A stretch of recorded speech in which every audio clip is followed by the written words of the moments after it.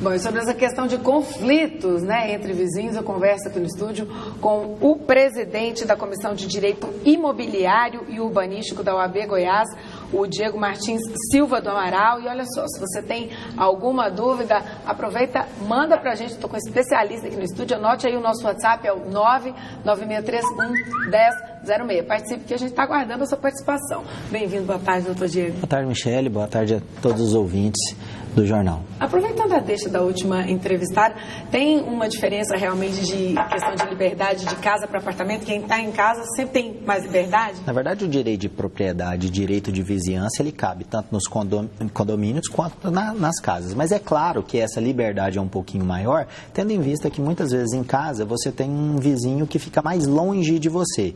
Com isso, talvez o barulho pode ser um pouquinho mais alto, que não vai incomodar tanto. Nos condomínios de hoje em dia, a gente viu na reportagem que tem um síndico que tem um condomínio de mais de 300 apartamentos. Nossa, é quase uma mini-cidade. Assim. É quase uma mini-cidade, exatamente, um bairro vertical, não né? É? Então, as divisões são muito ínfimas, né? Geralmente, um apartamento para outro é dividido com uma só parede. Que às vezes é fininha. Que é feita com aquele sistema drywall muito fino. Então, qualquer barulho um pouquinho acima do permitido já incomoda. E muitas vezes isso causam desgastes realmente sérios entre vizinhos. Já não só a questão... Você citou a questão do som. Esse é realmente o número 1 de reclamação? Esse é o número 1. O barulho, o incômodo sonoro é o número 1. Depois, seguido por violações aos regimentos internos e convenções condominiais, a possibilidade ou não de se ter um pet, né, cachorrinho, gato, e a utilização desse pet.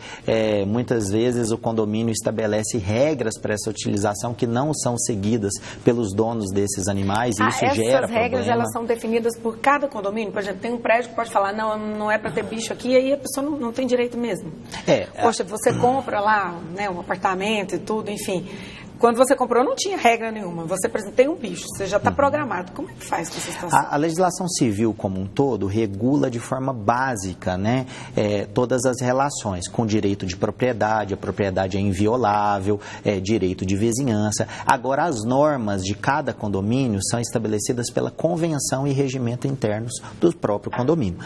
E já existe posicionamento, quando isso é muito rígido, né? Por exemplo, você tirar de uma pessoa o direito dela ter um animal, isso já foi vedado pelos tribunais superiores. O STJ já manifestou sobre isso, que isso é vedado. Agora, você tem que criar regras para tal convivência. Então, vamos aproveitar e já falar dos peitos. Por exemplo, a pessoa tem um cachorro que faz muito barulho, o vizinho não está aguentando. O que pode ser feito em cima disso aí? Essa pessoa vai ser notificada, vai receber multa pelo condomínio, e se o incômodo for algo realmente insuportável, ela vai ter que retirar aquele animal da convivência com os outros condôminos. Então, ela não vai poder conviver, morar com aquele animalzinho. Agora, muitas vezes o que é estabelecido e é seguido pela maioria dos condomínios é que dentro do condomínio não circule com o animal andando sempre no colo, só pode descer ou subir o elevador usando o elevador de serviço, não o elevador social, recolher todos fezes, entre qualquer outro defecação do próprio animal, né, para que isso não cause um incômodo a quem não tem animal e não entende muitas vezes essas relações, né? Então isso tudo tem que ser feito e é regulamentado. É a responsabilidade do dono, porque o coitado do bicho não tem noção, ele precisa fazer as necessidades dele. O dono é que tem que ter, como a gente viu na reportagem, um bom senso. Bom senso. A gente costuma dizer que aquela regra básica de vida não é nem pela legislação, né? O meu direito termina onde começa o seu. Por exemplo, do som, a questão do som, como é que funciona isso? Porque a gente escuta muito, até 9 horas pode, alto mesmo no apartamento, até 10 horas, em casa, a pessoa fala, não é casa, vou escutar mais alto. Esse som muitas vezes pode ser o barulho da quadra do condomínio, dos meninos jogando bola, jogando futebol, praticando qualquer outro esporte, pode ser volume de som musical mesmo, pode ser uma discussão, enfim, qualquer uma dessas modalidades pode incomodar os vizinhos. O que é regulamentado e autorizado em horários comuns de convivência é até 85 decibéis. O Ministério da Saúde já identificou que acima de 85 decibéis isso pode causar um desconforto para quem ouve e até problemas de saúde, dependendo da situação.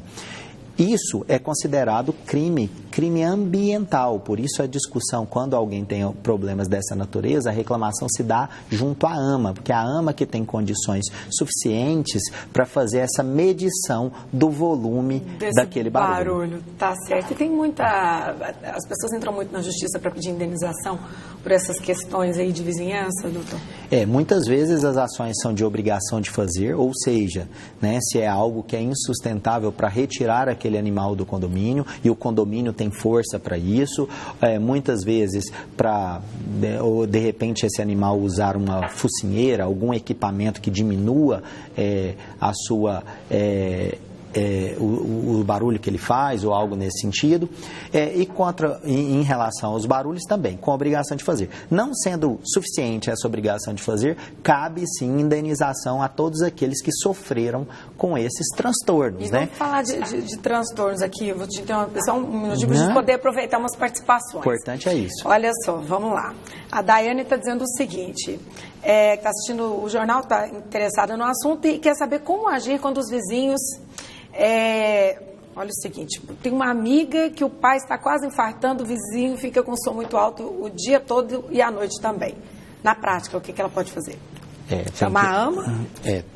Ela tem que primeiro comprovar que isso realmente é verdade, né? No direito a gente trabalha com provas em todos os momentos. Como é que ela prova? Ela grava no telefone? Não. Solicita ao síndico que notifique essa parte, identificando essa situação, ela já vai ter a prova da notificação do próprio condomínio a essa pessoa, e se isso não for suficiente, se essa medida administrativa não sanar esse problema vivenciado por ela, caberá multa por parte do condomínio, com base no que a Convenção e Regimento Interno estabelecem, e se ainda não for suficiente, ela deve judicializar a questão, ou seja, procurar um auxílio do Poder Judiciário para que imponha uma obrigação de fazer em face desta pessoa que está cometendo esses ilícitos em relação ao barulho, e até uma indenização, porque como ela colocou, está com um enfermo na sua casa, né? E atrapalhando a saúde de um ente querido. Bom, mais participações. A Cadila diz que mora em Aparecida de Goiânia. Obrigada pela sua participação.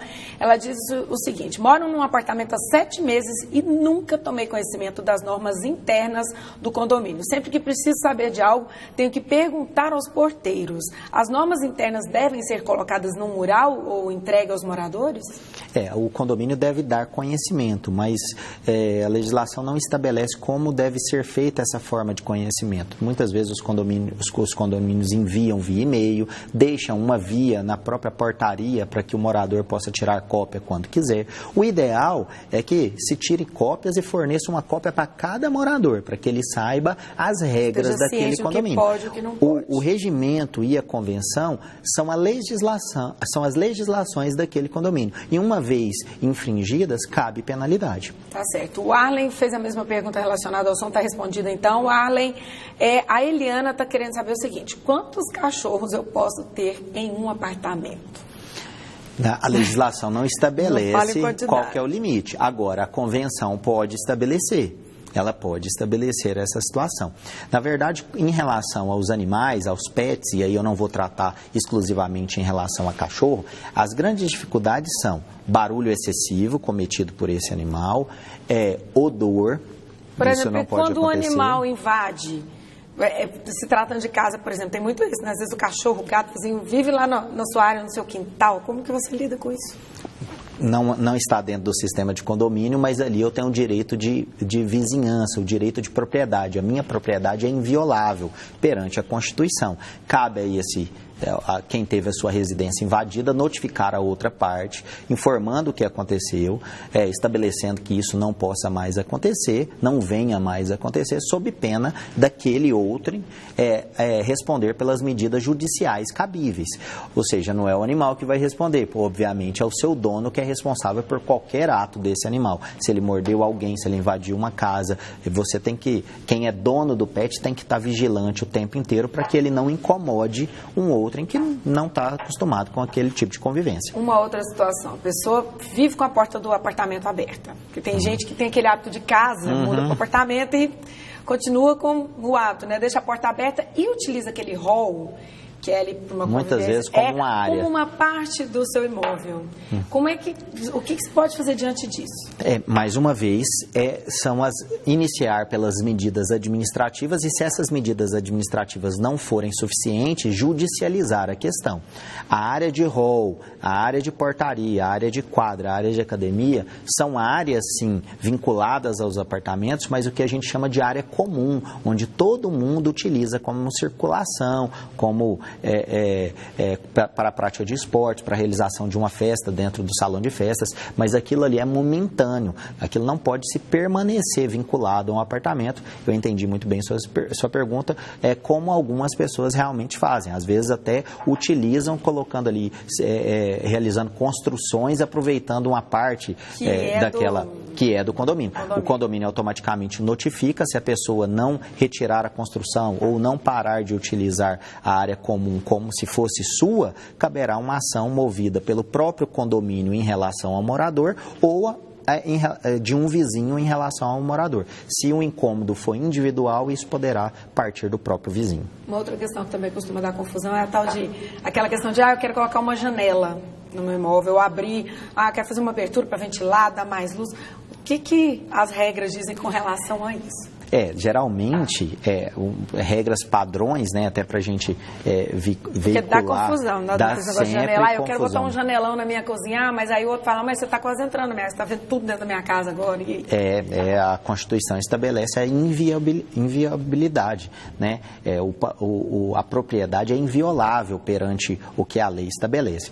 Mas, se for num condomínio, isso tem que ter autorização em assembleia, com o quórum que a legislação estabelece. Isso não pode ser feito simplesmente por um querer da pessoa. Até porque de fazer uma obra, começa a quebrar até porque altera a fachada, né? Então, visualmente, esteticamente, é muito ruim. Já pensou se cada um quiser colocar a janela do tamanho que quiser? Terrível, geralmente, as regras têm até para definir cores de redinhas de proteção. Mas para casa também tem isso? Na minha casa eu também tenho uma regra que eu não posso colocar uma janela onde eu quiser? Na sua casa, não. Na sua casa, se ela estiver fechada, você tem que respeitar apenas o que o Código Civil estabelece em relação ao direito de vizinhança. Se é algo que eu vou desagregar a relação que eu tenho com o meu vizinho, é bom ter isso formalizado via acordo, até para que não cause nenhum mal-estar. E como o exemplo que você colocou, às vezes eu quero colocar uma janela que eu vou dar de frente para a área de piscina do meu vizinho. É bom conversar. Não que você não possa fazê-lo, mas é bom que isso esteja ajustado, porque do lado de lá pode ter algum argumento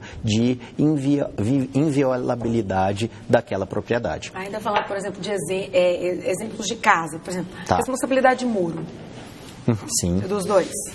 É dos dois, sempre dos dois. Porque às vezes uma pessoa pode falar, não, mas eu gostaria de ter tal visto, outro, não, mas eu quero ficar mais isolada. Hein? É dos dois. As NBRs, né, que são as normas de desempenho, estabelecem a altura mínima para os muros, tá? Agora, qualquer vinculação acima disso, muitas vezes o que acontece é aquele quer aumentar o muro e o vizinho do lado não quer. Aí ele geralmente entram em um acordo onde aquela pessoa que quer assume todo o custo, inclusive de pintura de um lado e de outro, porque o vizinho que não quer não pode ficar, né? E geralmente é aceitado. Se não aceitar, elas vão ter que chegar num acordo. Não chegando num acordo, a questão tem que ser judicializada. Um terceiro, juiz de direito, tem que intervir naquela relação para falar se é possível ou não. Até porque aquela que quer subir o muro tem que justificar o porquê. Não pode ser simplesmente por um querer. Muitas vezes há justificativas plausíveis. A segurança, por exemplo, é uma delas.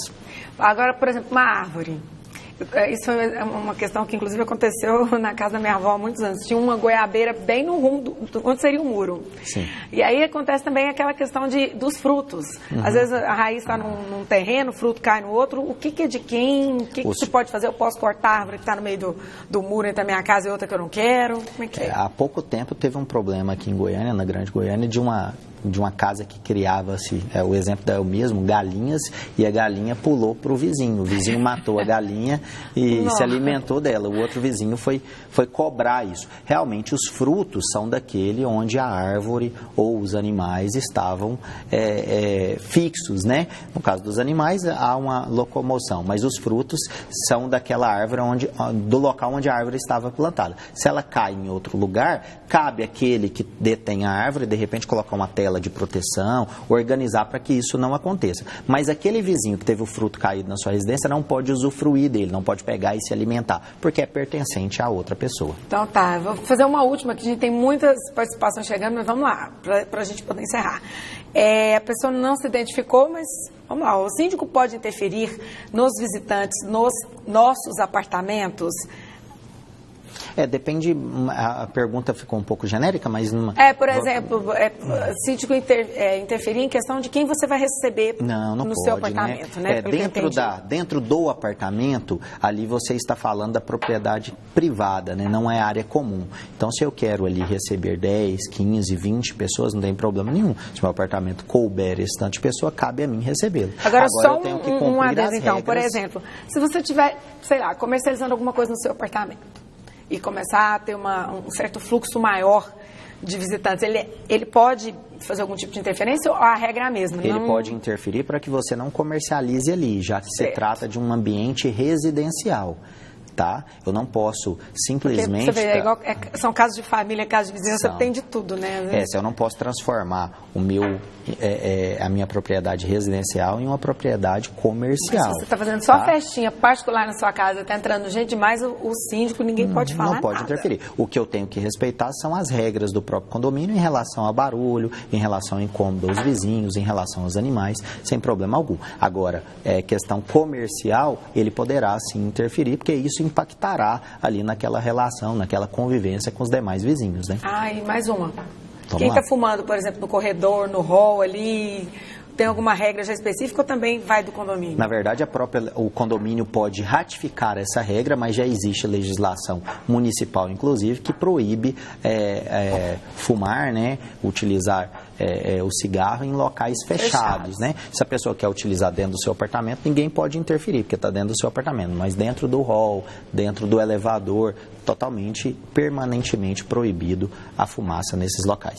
Vamos lá, gente, vamos ter bom senso para ter uma boa vizinhança, não ter confusão, porque ninguém merece, né? Obrigada, doutor Diego Martins Silva do Amaral, que é presidente da Comissão de Direito Imobiliário e Urbanístico da OAB Goiás. Muitíssimo obrigado pela sua participação aqui hoje. Eu que agradeço e me coloco à disposição de quem necessitar. Uma ótima tarde. Obrigado.